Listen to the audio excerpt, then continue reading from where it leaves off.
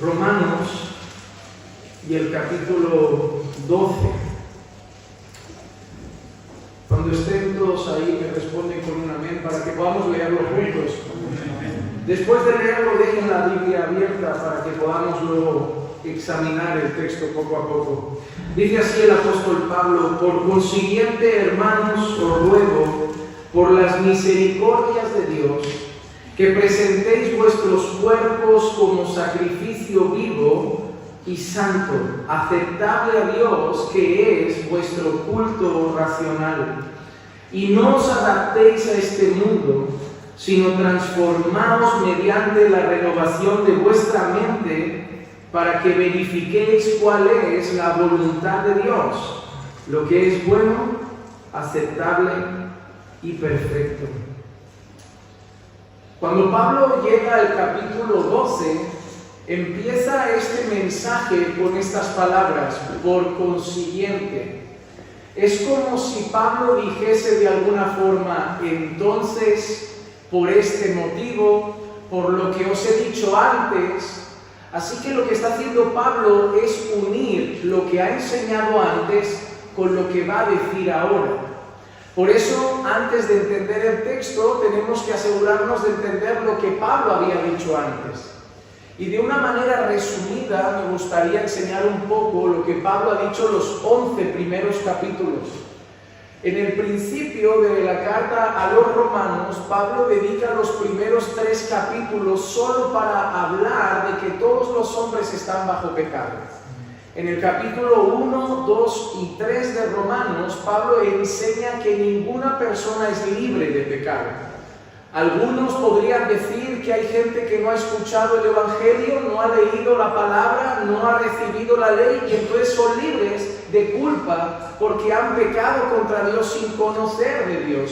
Pero Pablo dice en ese momento que Dios se les ha revelado, pero se les ha revelado en la creación. Dios se ha mostrado en la creación cuando vemos los cielos, las montañas. Dice Pablo que eso, la Escritura dice que eso cuenta la gloria de Dios, da a conocer que hay un creador. Cuando nosotros miramos el universo, las estrellas, cuando miramos el sol, la luna, cuando nos ponemos en lo alto de un monte y contemplamos la creación, es imposible pensar que esto apareció ahí por naturaleza. Nosotros vemos un universo tan enorme, tan majestuoso, que obviamente alguien mayor que el universo ha tenido que poner todo en su lugar, y Dios se ha mostrado en su creación. Además, también dice Pablo que Dios ha puesto su ley en el corazón de las personas, y Pablo dice que incluso los que no son creyentes, su propia conciencia les dice cuando hacen cosas malas. Hay personas en el mundo que no van a la iglesia y si mienten dirán está mal. O si traicionan a su esposa, o si golpean a alguien, sabrán que matar está mal. ¿Y por qué? Nadie se lo dijo en una iglesia, porque de alguna forma Dios ha puesto su ley en el corazón de los hombres. Incluso las personas que no van a la iglesia, su propia conciencia les dice: mira, hoy has hecho algo bueno, o a veces le dice: hoy has hecho algo malo. Así que hasta las personas que nunca han oído la palabra van a ser juzgadas por Dios por sus pecados. Luego Pablo pasa a los judíos, porque cuando Pablo está enseñando esto, los judíos podían pensar: es verdad, los mundanos son malvados, son impíos, no conocen a Dios, pero nosotros sí, somos el pueblo de Moisés, el pueblo de Abraham, el pueblo de la ley. Pero Pablo los mira y dice: ya, el problema es que vosotros sabéis la ley, pero no practicáis toda la ley. Conocéis la palabra, pero no vivís toda la palabra. Y al final de todo, en Romanos 3:23, Pablo lo resume así: por cuanto todos pecaron y están todos destituidos de la gloria de Dios. Claro, cuando Pablo enseña esto, todo el mundo tiene una situación complicada. Soy un pecador. Y delante de la ley de Dios, un pecador solo tiene un destino: el infierno. Así que Pablo empieza a ofrecer una esperanza, pero la esperanza no está en el hombre. Pablo empieza a enseñar a partir de Romanos 4 que el hombre no se puede salvar por sus propias obras. Pablo empieza a decir que ningún hombre puede ser justificado por las obras de la ley. Que si alguien piensa: haré todo bien y entonces seré salvo, Pablo dice, es imposible. Porque la Biblia enseña de boca de Santiago que el que incumple un solo pecado ya es culpable ante Dios. Y nadie será capaz de cumplir toda la ley. Por eso ningún hombre se puede salvar a sí mismo. Y es cuando Pablo enseña que la única esperanza de salvación está en Cristo, en nuestro Señor Jesús, en poner nuestra fe en Él y en confiar en lo que Jesús ha hecho. Y Pablo usa un ejemplo muy importante para los judíos, usa el ejemplo de Abraham. Y Pablo muestra que Abraham fue justificado no por sus obras, sino por la fe. Pablo dice, Abraham creyó y le fue contado por justicia. Después de esto, a partir del capítulo 6, Pablo empieza a decir que el que ha creído en Jesús ya no vive en la carne, que ahora vive en el Espíritu, que ya no está bajo la ley, que está bajo la gracia. Y luego habla de las luchas cristianas en Romanos 7, la lucha que todos los creyentes pueden tener, donde Pablo se pone como ejemplo. Donde Pablo dice, a veces lo que quiero hacer no lo hago, lo que no quiero hacer lo termino haciendo. Y nuevamente Pablo pone toda su esperanza en Jesús. Entonces, ¿qué hago con mis luchas? ¿Qué hago con mis batallas? Miserable de mí, dice Pablo, ¿quién me librará de este cuerpo de muerte? Y es donde en Romanos 8 Pablo empieza. Pero gracias a Dios por Jesucristo. Para Pablo Jesucristo es la esperanza para la salvación. Y para Pablo la esperanza para la vida diaria del creyente en sus luchas sigue siendo Jesucristo. Todo gira en torno a Jesús. Y luego a partir de Romanos 8 y a partir de Romanos 9, 10 y 11, Pablo empieza a hablar de la elección de su pueblo, de cómo Dios de manera soberana ha escogido a su pueblo. Y es ahí donde llega a Romanos 12. Así que Pablo ha hablado durante los primeros 11 capítulos de la salvación, de cómo Dios ha salvado a su pueblo. Y es cuando en Romanos 12 Pablo dice, por consiguiente, entonces, sabiendo todo lo que Dios ha hecho para salvaros, sabiendo que Dios entregó a su Hijo siendo ustedes pecadores para salvaros, sabiendo que Dios por su gracia os amó de tal manera que dio a su Hijo por pecadores, sabiendo que no os podíais salvar y no podéis, y que la única esperanza es la gracia de Dios, entonces, sabiendo eso, lo que Dios espera de vosotros es que entreguéis vuestros cuerpos como sacrificio vivo, santo y aceptable a Dios. ¿Qué es lo primero que vemos aquí? Mira lo que Pablo dice: os ruego por las misericordias de Dios que presentéis vuestros cuerpos como sacrificio vivo. El cristiano quiere obedecer a Dios por una sola cosa, por las misericordias de Dios. Amén. Si hay personas que buscan agradar a Dios por las normas de una iglesia, a Dios no le vale. Si hay personas que buscan agradar a Dios por la cultura y tradición, a Dios no le vale. Porque eso es el reflejo de lo que hacían los escribas y fariseos. ¿Qué le dijo Dios? ¿Qué dijo Jesús de escribas y fariseos? Dos cosas muy importantes. Primera, este pueblo de labios me honra, pero su corazón está lejos de mí, porque enseñan como si fuera palabra de Dios preceptos de hombres, tradiciones aprendidas de memoria. La primera cosa que dice Jesús es esa. Dice, tengo delante de mí un pueblo lleno de costumbres que enseñan como si fuera norma de Dios, cuando Dios no ha puesto esa norma a nadie. Y por eso por fuera me alaban, pero su corazón no está conmigo. Y para Jesús eso era un problema. Y el otro problema, citando a un profeta del Antiguo Testamento, Jesús dice, este pueblo de labios me honra, pero su corazón está lejos de mí. Pero la otra cosa es, este pueblo lava su vaso por fuera, pero por dentro son sepulcros blanqueados. Cuando la gente veía pasar a Nicodemo por la calle, ¿qué creen que pensaba? Ahí va el gran hombre de Dios, conoce la ley, mira su manto, mira sus bordones, tenía toda la ropa de un fariseo. Pero cuando Jesús llega a Nicodemo, mira que dice, mira, Jesús no le aplaude. Le dice, Nicodemo, estás perfecto, Nicodemo, lo haces muy bien, Nicodemo, qué bien cumples las normas. Jesús le dice a Nicodemo, tienes que nacer de nuevo. Amén. Amén. Porque no es importante solo lo que hacemos. Es importante por qué lo hacemos. Dios quiere santidad de su pueblo, pero una santidad que sea fruto de un corazón que ha entendido el Evangelio.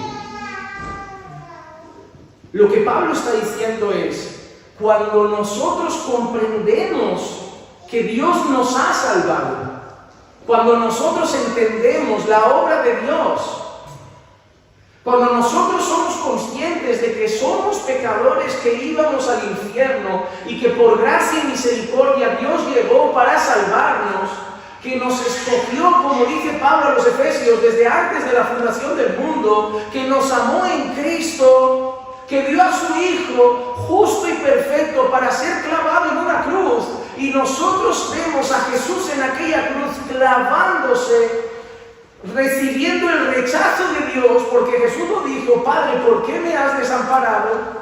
Al cargar los pecados de todos nosotros sobre sus hombros.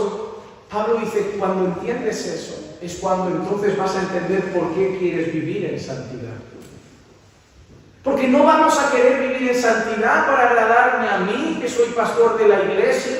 No vamos a querer vivir en santidad para agradar a una comunidad. Vamos a querer vivir en santidad para agradar al Dios que entregó a su Hijo a morir por nuestros pecados. Por eso Pablo dice: os ruego por las misericordias de Dios, por lo que Dios ha hecho, por cuán bueno ha sido Dios, por cuán amoroso ha sido Dios, por cuánta gracia ha tenido Dios sobre vosotros, que entendiendo todo lo que Dios ha dado, ¿qué menos que darle ahora vuestras vidas? No damos nuestra vida a Dios porque practicamos una religión. Damos nuestra vida a Dios porque Dios entregó a su Hijo primero. Amén. Lo amamos a Él porque Él nos amó primero. Amén. Nos damos a Él porque Él dio algo mucho mayor primero. Dio a su Hijo unigénito, para que todo aquel que en Él cree no se pierda, mas tenga vida eterna. Y es cuando Pablo lo dice así: os ruego por las misericordias de Dios. ¿Y qué ruega? Que presentéis vuestros cuerpos como sacrificio vivo y santo, aceptable a Dios, que es vuestro culto racional. Pablo dice que presentemos nuestros cuerpos como un sacrificio. Para nosotros la palabra sacrificio no tiene tanta importancia, porque nunca he practicado sacrificios en España. Yo no recuerdo en España que mi padre me lleve por la mañana al parque, coja una cabra, la degüelle, le corte la cabeza, reparta sangre por los lugares. Yo no he vivido eso, gracias a Dios. No soy capaz de matar una gallina, no creo que fuera capaz de sacrificar un cordero. Me crié en la ciudad. Pero para la gente de la época, para los judíos de la época, esa palabra tiene mucho significado. Porque para los judíos la palabra sacrificio significa mucho. Por ejemplo, si nosotros leemos Levítico capítulo 1, versículos 1 al 9, ahí Moisés establece cómo debe ser un sacrificio. Dice: el Señor llamó a Moisés y le habló desde la tienda de reunión diciendo: habla a los hijos de Israel y diles: cuando alguno de vosotros traiga una ofrenda al Señor, traeréis vuestra ofrenda de animales del ganado o del rebaño. Si tu ofrenda es un holocausto del ganado, ofrecerá un macho sin defecto. Lo ofrecerá a la entrada de la tienda de reunión para que sea aceptado delante del Señor. Mira qué interesante.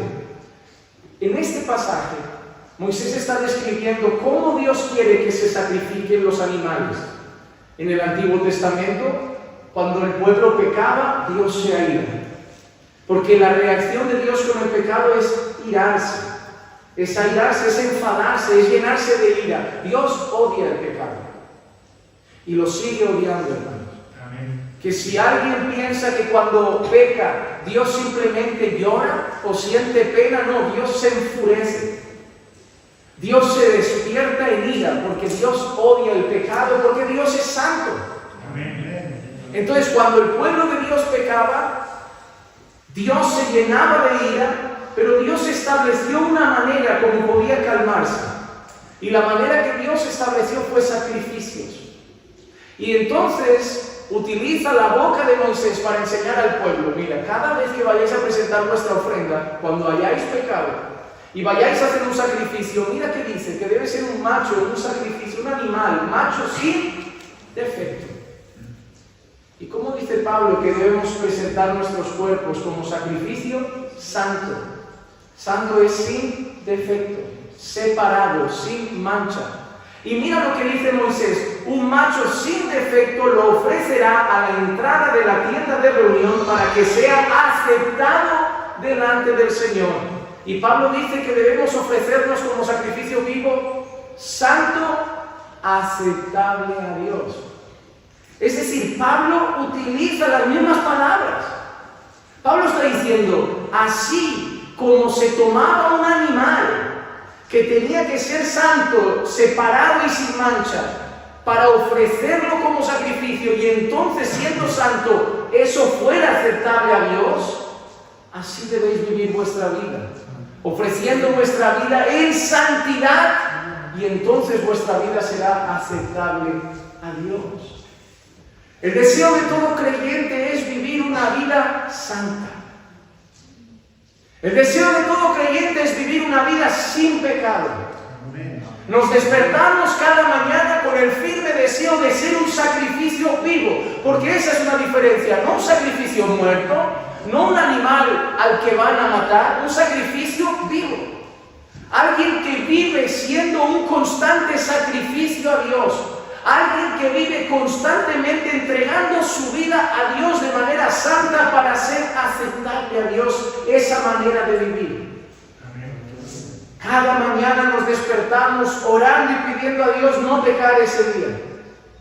Porque es nuestro deseo conseguir llegar a terminar un solo día de nuestra vida sin pecado. Pero en esta vida no lo vamos a conseguir.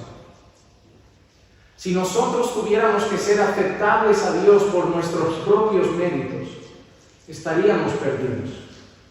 Porque nosotros no conseguiremos vivir una vida completa sin pecar. No practicamos el pecado, no somos como el mundo que vive practicando el pecado, pero los creyentes caen. A veces tienen un mal pensamiento, a veces un sentimiento de rabia contra un hermano. Todo eso es pecado. Yo no digo que caen en cosas que son muy llamativas o que son muy feas a los ojos de los hombres, pero en nuestro propio corazón a veces guarda rencor, a veces se enfada contra un hermano, y Jesús dice que todo eso es pecado ante los ojos de Dios. Entonces, nunca por nuestros méritos conseguiríamos ser aceptados por Dios. Nosotros nos esforzamos para que nuestra vida sea completamente agradable a Dios, pero con nuestro esfuerzo no es suficiente. Con nuestro esfuerzo no llega.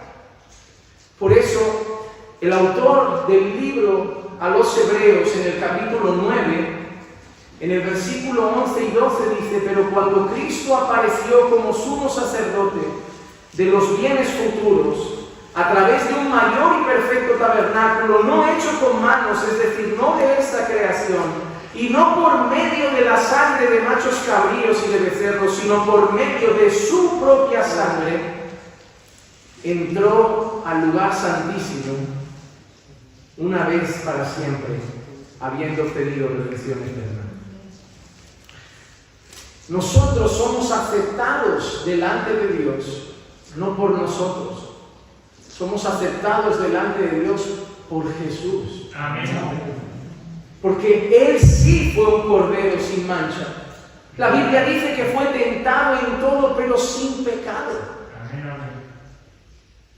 Jesús andó por estas tierras. Delante de Jesús pasaron mujeres de mala vida quizá. Él estuvo cerca de borrachos. Él estuvo cerca de pecadores, de prostitutas, pero no codició a ninguna con sus ojos. Él estuvo cerca de borrachos y nunca envidió la bebida, ni tuvo ganas de irse a una borrachera con ellos.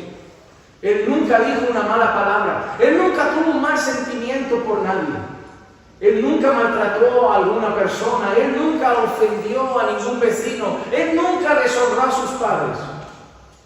Él nunca mintió, Él nunca codició, Él nunca robó, Él nunca usó el nombre de Dios en vano. Él guardó cada uno de los mandamientos para poder llegar el día de ser presentado delante de Dios como ese cordero sin defecto. Y en aquella cruz, tratado como un vil pecador, fue levantado en ese madero y fue tratado como deberíamos ser tratados nosotros, como un malhechor, como un pecador, como un asesino, como una persona que había ofendido a Dios cuando Él nunca lo había hecho. Pero cuando Jesús sube a aquella cruz, el apóstol Pablo dice a los colosenses que Él cancela nuestra deuda. Nosotros teníamos una deuda con Dios. Cuando nosotros miramos la ley de Dios y los mandamientos, tenemos una deuda, porque la ley dice que somos culpables y no podíamos pagar esa deuda. Así que Jesús con su sangre paga esa deuda por nosotros. Se sube a aquella cruz y paga el precio que debíamos pagar nosotros. Y es entonces cuando nosotros ponemos nuestra fe en Jesús que dice Pablo que su justicia viene a nosotros. En el momento que tú creíste en el Señor Jesucristo, Jesucristo te hizo aceptado delante de Dios. Tú nunca podrías ser aceptado delante de Dios porque Dios es santo y tú un pecador. Pero si tú has puesto tu fe en Jesús, Dios te acepta. Porque cuando Dios ahora te mira, si tú has puesto tu fe en Jesús, Dios no te mira a ti, Dios mira a Jesús en ti. Dios ya no mira tus pecados, Dios ve la justicia perfecta de Jesús sobre tu vida. Y te trata como si nunca hubieras pecado. Trató a Jesús en la cruz como si hubiera pecado toda la vida para tratarte hoy a ti como si no hubieras pecado jamás en tu vida. Y entonces tú eres aceptado por Dios, por los méritos de Jesús. Cuando entendemos esto, queremos agradar a Dios. Cuando entendemos esto, queremos vivir para Dios de una manera agradable. Cuando entendemos esto, nuestro corazón lo único que grita es gracias. Gracias. Gracias porque no me podías salvar y me salvaste. Gracias porque yo no te fui a buscar, tú viniste a buscarme. Gracias porque yo estaba sucio y me limpiaste. Gracias porque estaba perdido y me hallaste. Gracias porque estaba muerto y me diste vida. Señor, ¿cómo te doy gracias? ¿Te canto? ¿Oro? ¿Te alabo? Sí, pero hay una cosa que me gusta más. Hay una cosa que le gusta a Dios más que eso. La obediencia. Hermano, a Dios le gusta más la obediencia que cualquier otra cosa. Pero a Dios le gusta que le canten alabanzas. Si no vives en obediencia, tu alabanza no le gusta. La Biblia lo dice. Hay un momento donde Dios usa un profeta para decirle a su pueblo: odio vuestros cultos y me dan asco vuestras alabanzas. Y tú dices: Señor, ¿cómo te van a dar asco las alabanzas? ¿Y cómo vas a odiar el culto? Y Dios sigue hablando. Porque solo esperáis que eso acabe para salir fuera y vivir una vida de pecado. Sois unos hipócritas. Aquí cantáis y en casa gritáis a vuestra esposa. Aquí os vestís de santidad por fuera y en casa veis pornografía. Aquí os vestís de santidad y en casa los matrimonios están al borde del divorcio. Aquí os vestís de santidad y en casa habláis mal de los hermanos. Aquí os vestís de santidad y en casa no oráis. Aquí oráis alto y fuerte y en casa no buscáis a Dios. Es solo teatro. Y cuando es teatro, Dios lo odia. Si tu culto no es sincero y es teatro, no pasa de estas paredes. Dios no te escucha. Tu oración solo son gritos y tu alabanza es un karaoke. Porque eres como esos fariseos que de labios honran, pero el corazón está lejos de Dios. No hay nada que Dios ame más que la obediencia.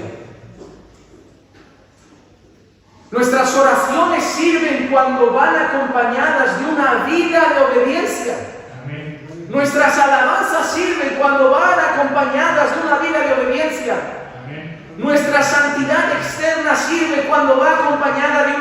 santidad interna, de una vida entregada a Dios verdaderamente. Amén, amén. Nuestro disfraz de religión no sirve para Dios, sirve para los hombres. Los hombres dirán, ¡qué hombre de Dios! Mira qué bonito obra, qué poder. Mira qué mujer de Dios, yo quiero una mujer así, debe ser una sierva. Y si ese hombre supiera que esa chica que parece de Dios en casa no busca a Dios, no ora a Dios, y que cuando se case descubrirá que tiene una mundana vestida de religión.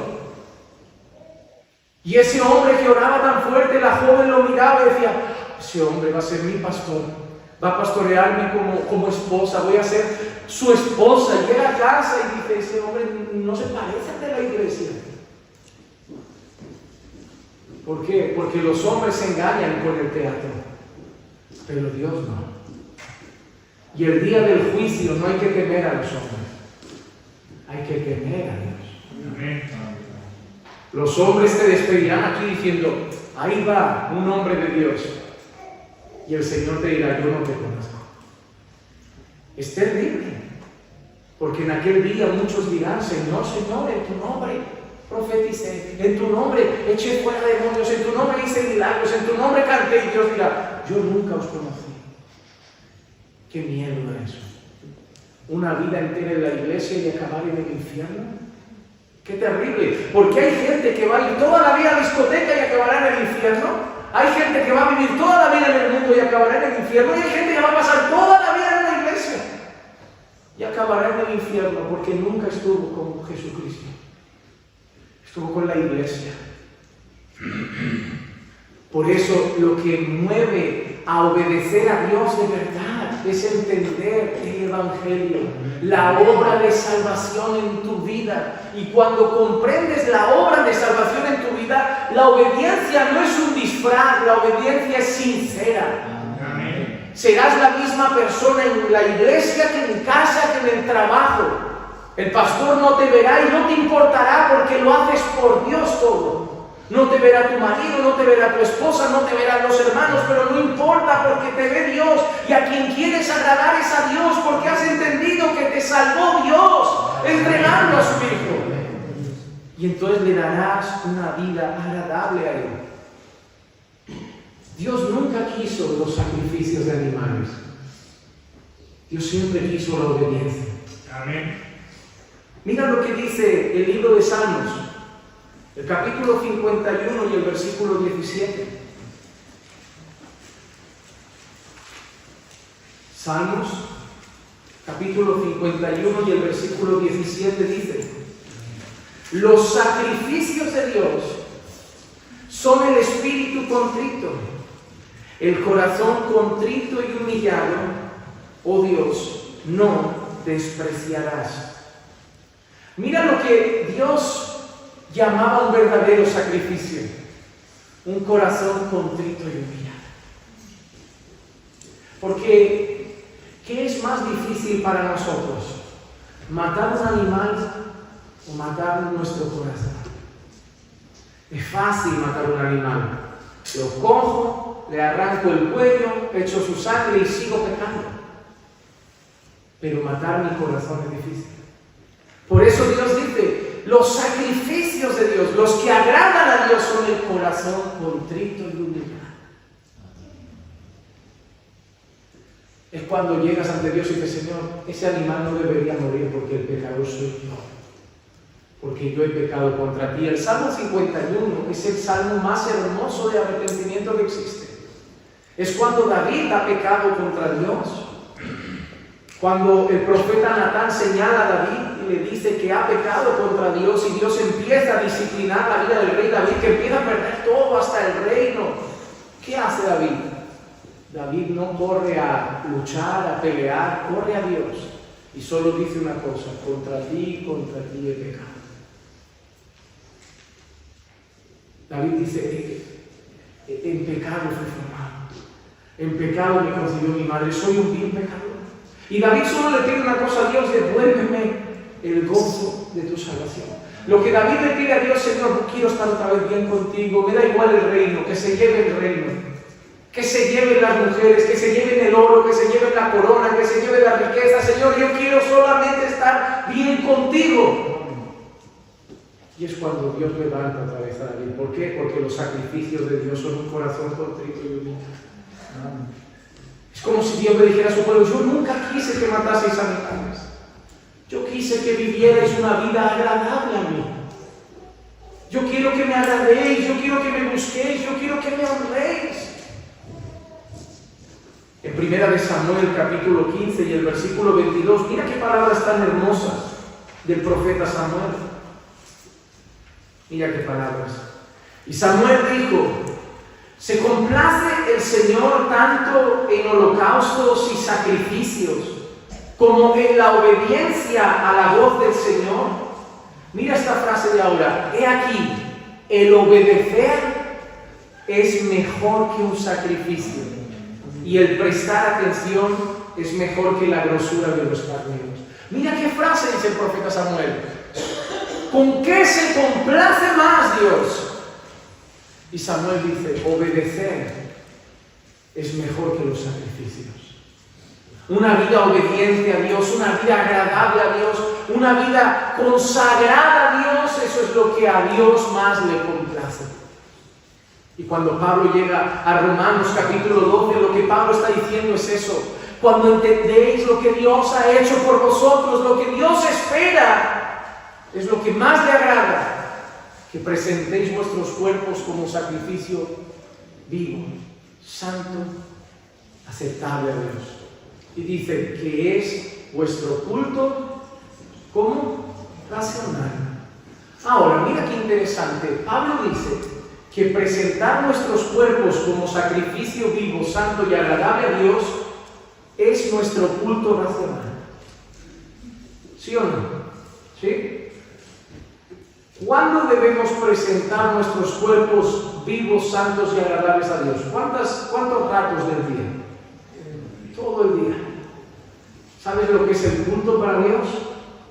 Tu vida entera. A veces decimos: voy al culto, pero lo entendemos mal, y ese es el problema de muchos creyentes. Voy al trabajo a vivir mi vida, voy a casa a vivir mi vida, voy a las vacaciones a vivir mi vida, y a ratos voy a cantar a Dios, al culto.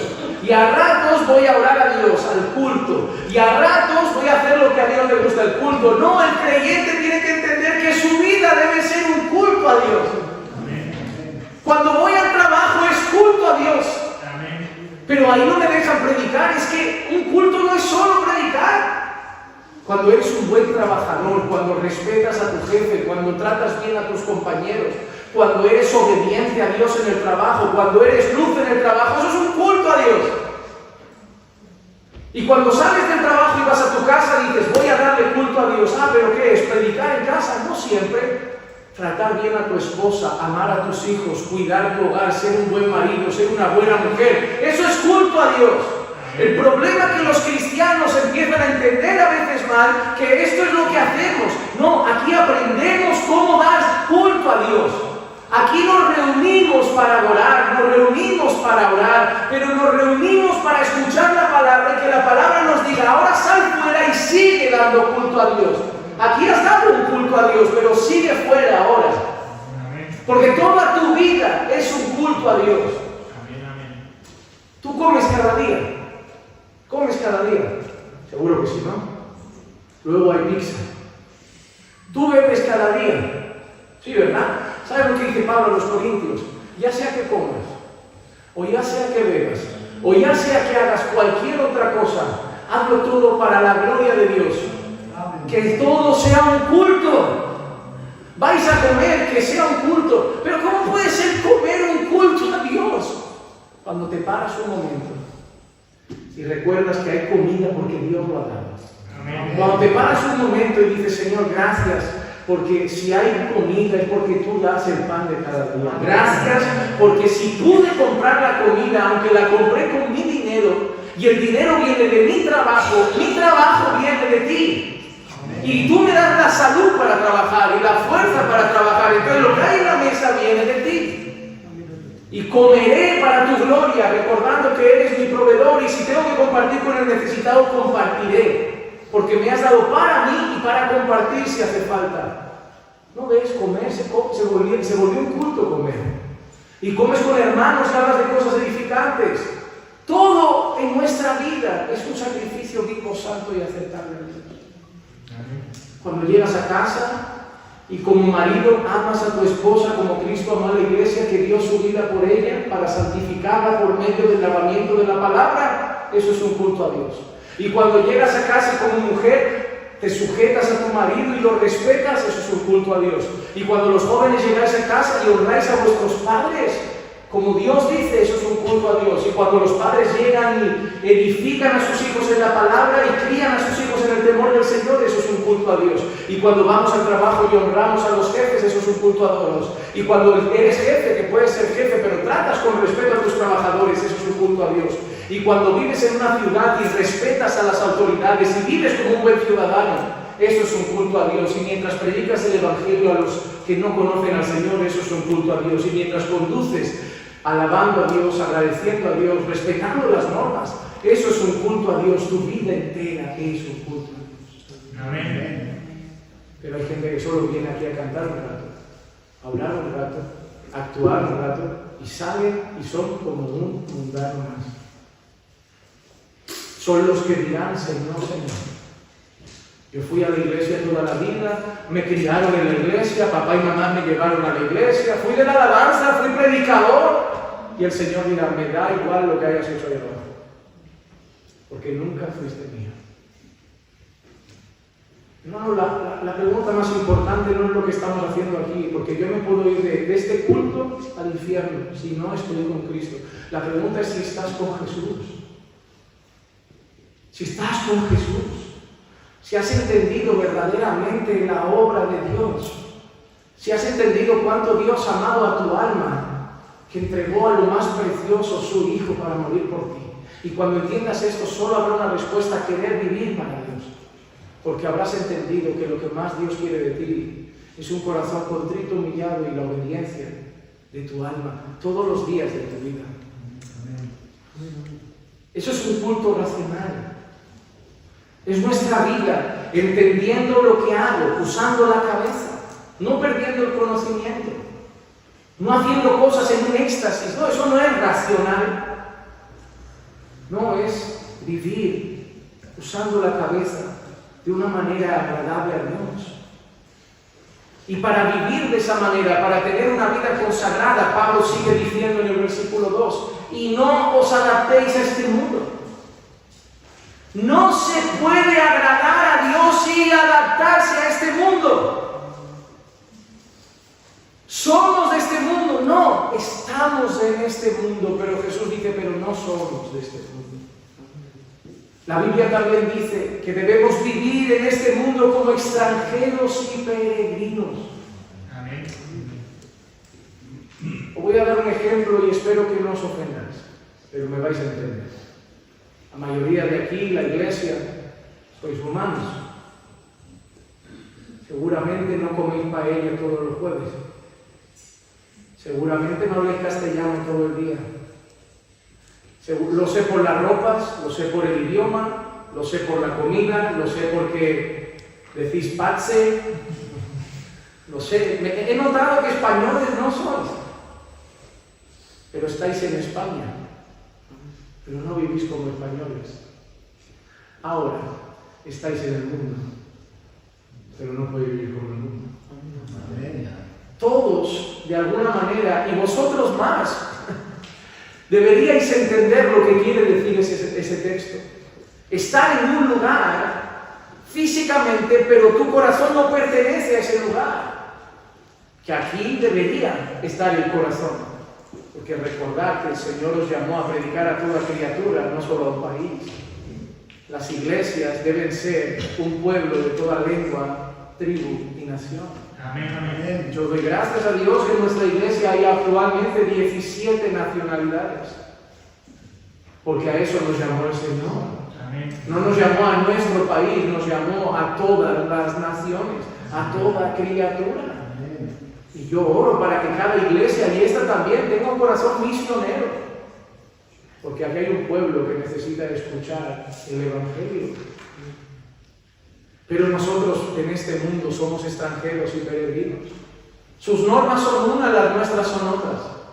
Este mundo dice que un matrimonio puede ser 2 hombres o 2 mujeres. Dios dice hombre y mujer. Este mundo dice que puedes tener 10 matrimonios. Dios dice hasta que la muerte los separe. Este mundo dice que se puede quitar la vida en el vientre de una mujer. Dios dice que matar es pecado y está prohibido. Que solo Dios pone fin a la vida de las personas. Este mundo tiene unos principios, Dios tiene otros. El apóstol Juan dice, no améis el mundo ni las cosas que están en el mundo. Si alguno ama el mundo, el amor de Dios no está en él. Por eso Pablo dice, ¿queréis vivir una vida consagrada a Dios? ¿Queréis ser un sacrificio vivo, santo y aceptable a Dios? Lo primero, no podéis ser como el mundo. No podéis ser como el mundo, tenéis que ser como el pueblo de Dios. Sois un pueblo diferente. Dios lo dice en su palabra, pueblo santo, nación santa, pueblo adquirido por Dios. Dios ha comprado un pueblo, literalmente ha pagado un precio.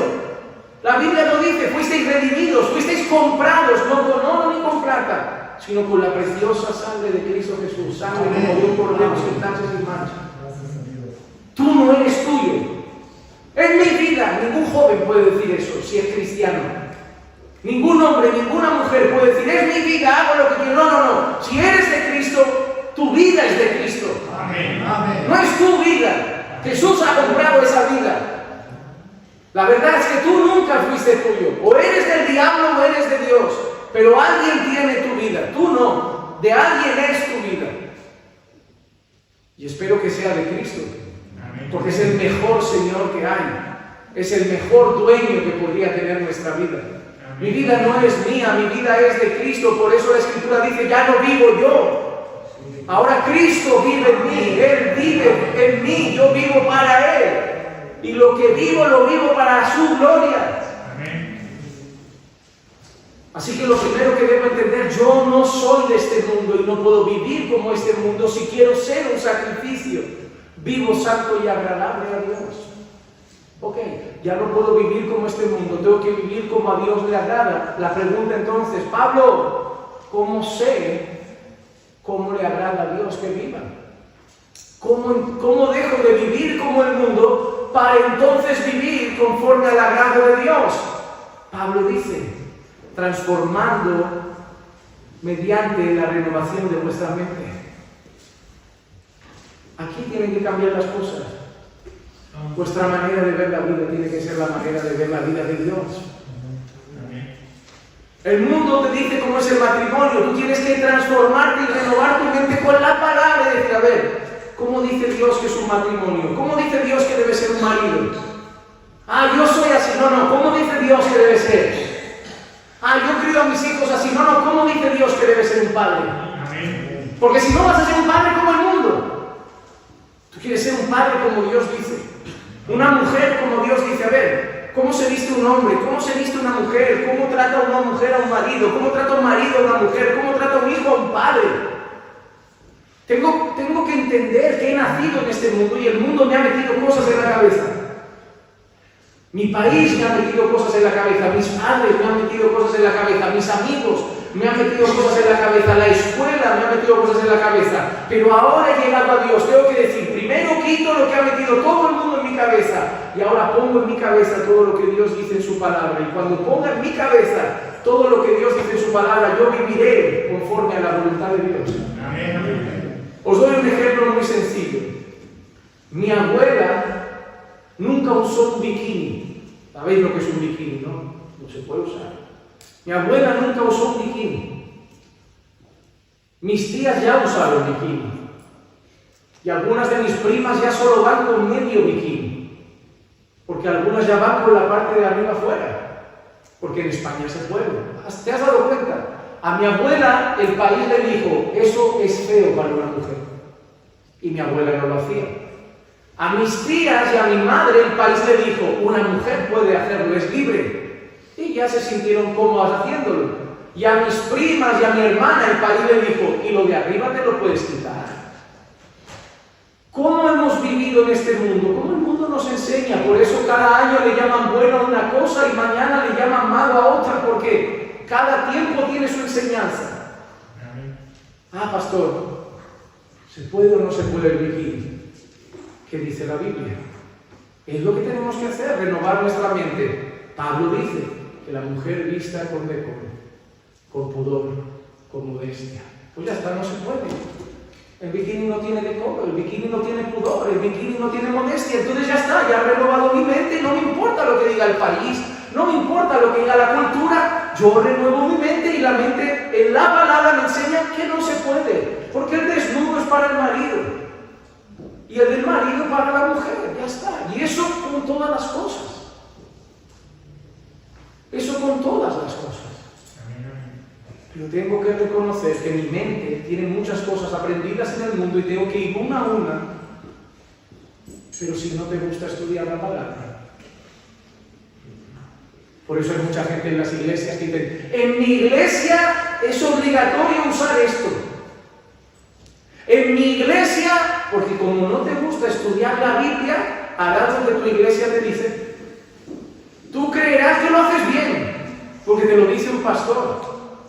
Pero es que hay diferentes iglesias y hay diferentes pastores. ¿Cómo sé yo que lo hago bien? Lo que diga Dios. Lo importante es lo que dice Dios. Amén. No puedes agradar a Dios si no estudias la Biblia. Amén. Porque Dios se ha dado a conocer en la Biblia. A mí una vez una persona me dijo, pastor, a mí no me gusta leer. Y luego dije, no me importa, porque Dios ha dejado el libro. No ha dejado un vídeo de YouTube. No ha dejado una canción en Spotify. No ha dejado una obra de teatro. Ha dejado un libro. Amén. Y da gracias que lo tienes en castellano o en rumano, porque esto estaba en griego, en hebreo y arameo. Gracias a Dios hay gente que ha hecho un favor a la humanidad y nos lo ha dejado más fácil. Porque imagínate que lo recibimos en hebreo, ahora ponte a estudiar hebreo. Yo estoy haciendo hebreo en el seminario y quiero que acabe ya, ¿no? Quiero hacer el examen, olvidar todo eso, no me gustó. Por cierto, ¿el griego es un poco parecido al rumano o me lo parece a mí? Un poco, alguna palabra sí, o alguien ha dicho palabras por ahí que me han sonado a griego. A lo mejor hay algún griego en la sala o mi oído está muy agriegado. Paracletos, esto es griego de toda la vida. Yo he escuchado un paracletos por aquí. Alguien ha dicho, ¿ha sido él? Sí. Es Espíritu Santo, pero eso es griego, ¿no? ¿Has visto? Griego hay aquí, yo no sé ya si son rumanos o hay griego, yo estoy entendiendo ya idiomas, pero la realidad es que tenemos un privilegio. Hay gente que ha estudiado y nos ha dejado la Biblia en nuestro idioma. Amén. Y nosotros la dejamos en casa. ¿Tú sabes lo que le debe haber costado a la gente traducir todo esto en rumano? Para que tú la tengas en casa y digas, no me gusta leer. Te lo hemos puesto fácil para que conozcas a tu Dios, para que agrades a tu Dios. Pero te da pereza. No te da pereza internet, no te da pereza la tele, te da pereza conocer a Dios. No.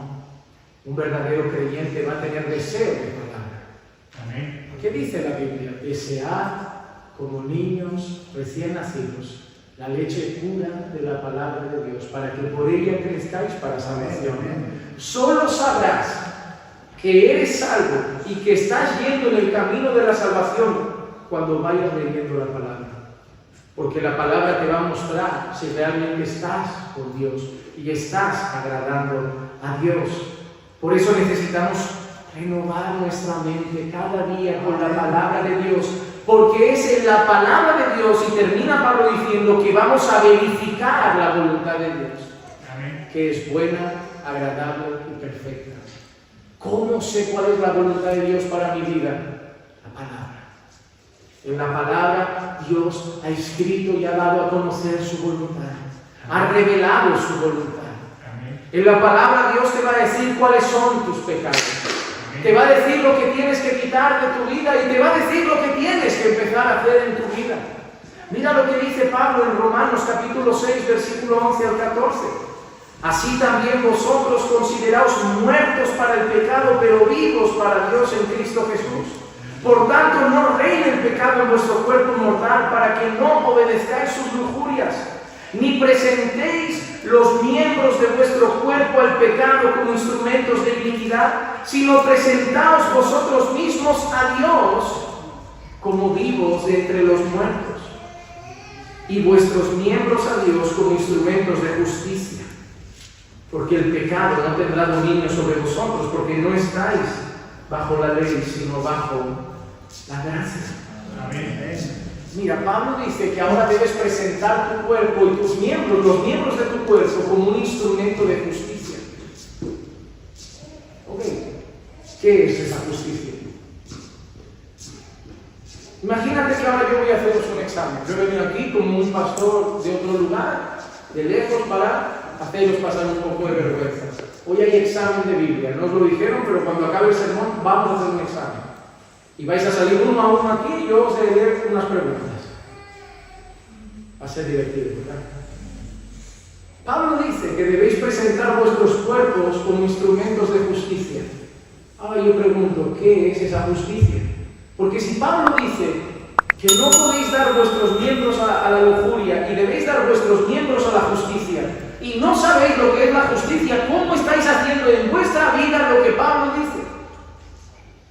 ¿No ves? Y así podríamos seguir. Dios diciendo a su pueblo lo que quiere, pero si su pueblo no estudia la Biblia, su pueblo no sabe lo que Dios quiere. Dios te dice, quiero que entregues tu cuerpo como instrumento de justicia. Vale, lo haré, Señor. Ahora Juan Manuel te pregunta, ¿qué es la justicia? No sé, ¿ves cómo lo estás haciendo todos estos años de iglesia? No sé. Pues toca ir a la Biblia. Toca buscar qué es la justicia. Y cuando entiendes qué es la justicia, entonces entiendes qué debes hacer con tu cuerpo. ¿Qué es la justicia? En este pasaje, la justicia significa hacer la voluntad de Dios de todo corazón. Cuando Jesús en el Sermón del Monte dice que bienaventurados los que tienen hambre y sed de justicia, Jesús se refiere a aquellas personas que tienen el deseo, que tienen hambre de hacer la voluntad de Dios. Entonces, ¿qué dice Pablo aquí? No presentéis vuestros cuerpos al pecado, sino presentad vuestros cuerpos a la voluntad de Dios. Usad vuestra vida entera para hacer lo que Dios pide de vosotros. Amén. Eso es lo que está diciendo Pablo. En Romanos 8:13 lo dice así, porque si vivís conforme a la carne, habréis de morir, pero si por el Espíritu hacéis morir las obras de la carne, viviréis. Ahora, Pablo dice antes, en el 6, que nuestro cuerpo no puede presentarse a la carne y a sus lujurias, sino a la obra de Dios. Y en el 8 Pablo dice que la única manera de vivir para la obra de Dios y de matar esa carne es por el Espíritu. Hermano, tú no vas a poder vivir como un sacrificio vivo, santo y agradable a Dios sin el Espíritu Santo. ¿Quién te va a dar la fuerza para vencer el pecado? El Espíritu Santo. ¿Quién te va a hacer huir de la tentación? El Espíritu Santo. Amén. ¿Quién te va a hacer vencer las lujurias? El Espíritu Santo. Amén. ¿Quién va a arrancar la maldad de tu corazón? El Espíritu Santo. ¿Cuántos de nosotros hemos tenido momentos de odiar a un padre, odiar a un familiar, tener rencor? ¿Y tú puedes meter la mano en el corazón y sacar el rencor? Yo no puedo. Yo a veces lo hubiera deseado, decir, Señor, no quiero sentir esto está mal, pero yo no puedo abrir mi pecho, meter la mano en el corazón, sacar la rabia que tengo y cambiar. Pero puedo orar y pedir que tú, por la obra de tu Espíritu, me des el corazón de Cristo, me hagas misericordioso, me hagas perdonar, me hagas ser bondadoso, porque yo no puedo vencer la rabia que hay en mí, pero puedo matar esa rabia por el Espíritu. Amén. Solo podemos vivir la vida agradable a Dios por el Espíritu. Amén. No se puede vivir en nuestras fuerzas. Ahora, ¿te has dado cuenta? En tus fuerzas no te puedes salvar, en tus fuerzas no puedes agradar a Dios, en tus fuerzas no puedes vivir una vida venciendo la carne. desde el principio hasta el final de tu vida, todo tiene que ser por la gracia y obra de Dios. Amén. Por eso, cuando estemos todos reunidos, de toda lengua, tribu y nación, en la gloria estaremos cantando al Señor, porque solo Él es digno. Porque nadie estará allí porque lo ha conseguido, estará allí porque Dios lo hizo. Amén. Nadie va a llegar al cielo con un cartel en el pecho que ponga "lo he conseguido". Todos llegaremos a la gloria dando gracias a Dios porque Él nos salvó. Amén. Adoraremos a Cristo y diremos: solo Él merece la gloria, porque yo era débil, pero Él me fortaleció, Él me ayudó, Él me sustentó, Él me santificó. Así que, hermano, yo te llamo, como Pablo dice en 1 Corintios 15:58, por tanto, mis amados hermanos, estad firmes, constantes, abundando siempre en la obra del Señor, sabiendo que vuestro trabajo en el Señor no es en vano. A todos los que están aquí presentes, yo quiero ir finalizando con unas preguntas. La primera es: ¿por qué has venido hoy? La verdad, solo tú la sabes. ¿Por qué has venido hoy? ¿Curiosidad porque traían a un predicador español? ¿Te han obligado tus padres? ¿Te habrían dicho: ven que va a venir poca gente, qué pena, no nos dejes tirados? ¿Te han usado el chantaje emocional? No lo sé. Pero espero que hayas venido por Dios.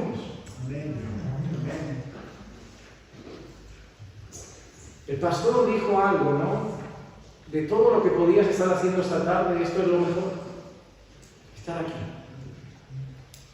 Pero es lo mejor si lo haces de corazón. Amén. Si no has perdido el tiempo. Es lo mejor si querías estar aquí. Es lo mejor si tu corazón quería que Dios hablase a tu vida. A lo mejor ese era tu deseo: Señor, háblame hoy.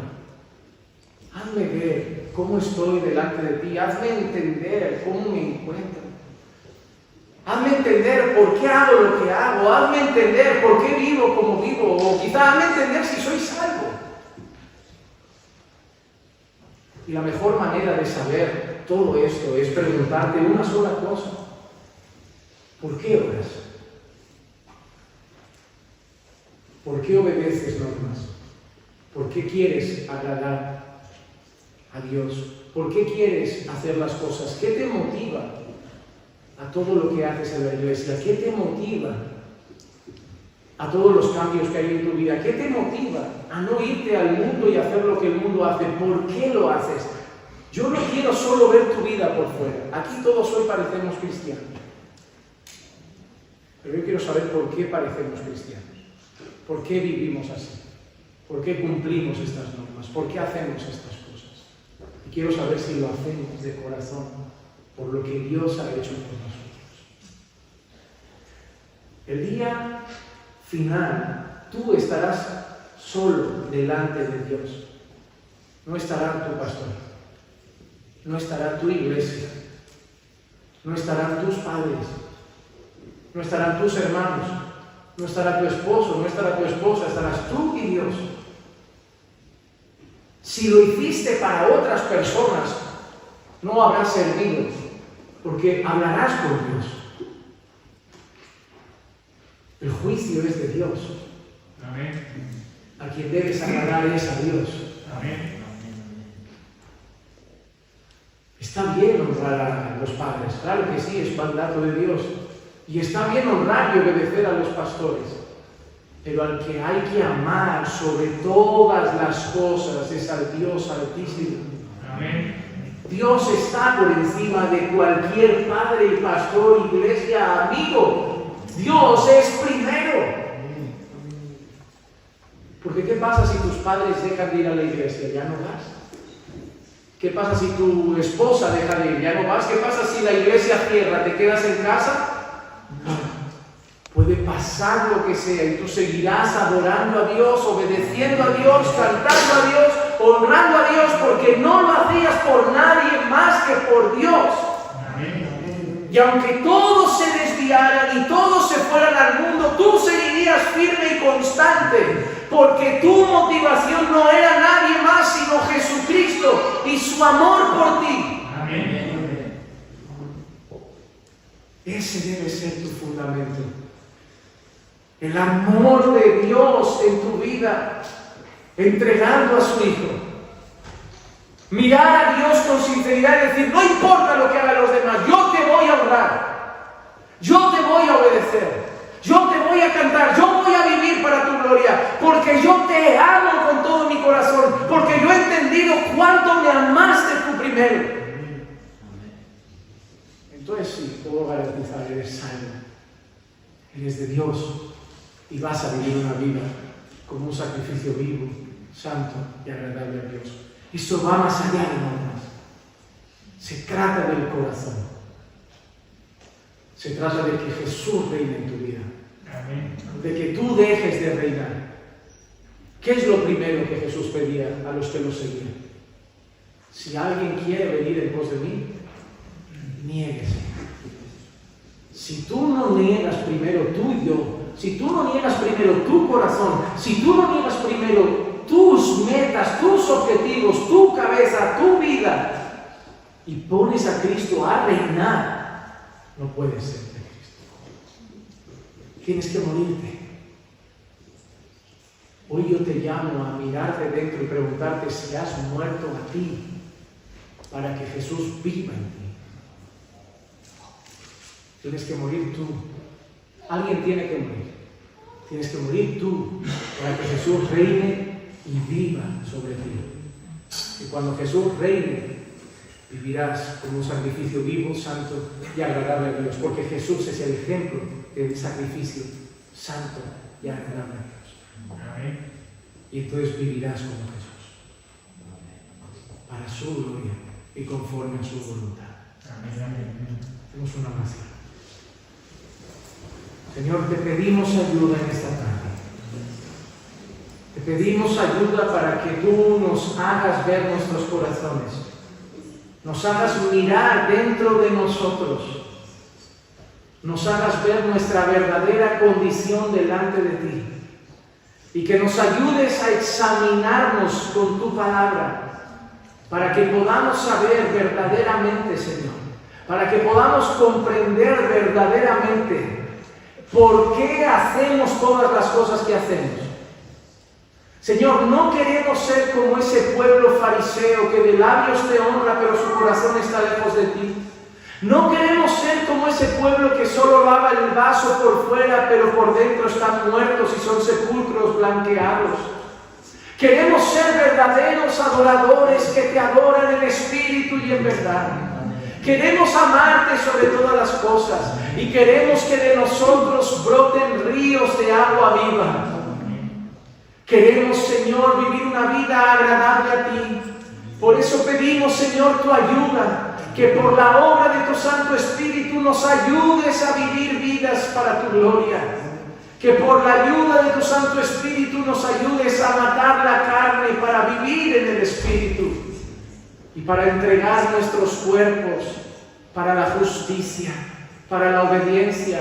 Y no importa si el mundo a nuestro alrededor decide desviarse, y no importa si el mundo a nuestro alrededor decide darte la espalda, nosotros te honraremos, te obedeceremos, te glorificaremos, porque lo hacemos por ti, porque te amamos sobre todas las cosas. Ayúdanos, Señor. Te lo pido en el nombre de